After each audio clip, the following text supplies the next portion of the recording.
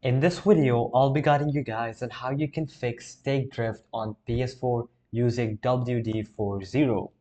Now, I strongly advise against using WD40 on your PS4 controller. Now you might be wondering why.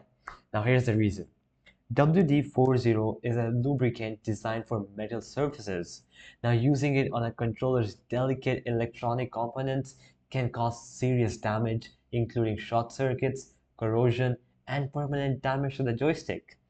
So I'm pretty sure you guys don't want this to happen. So that's the reason I'm advising against using WD40.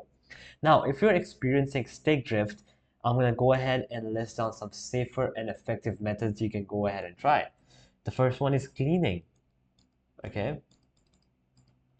so gently clean the joystick with compressed air or a dry cotton swab dipped in alcohol, but make sure that none of the alcohol gets in.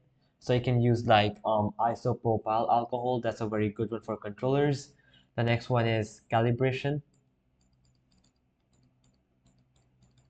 Okay, so try recalibrating the controller in your console settings, and this is specifically for Steam. You can go to the controller setting and set it up.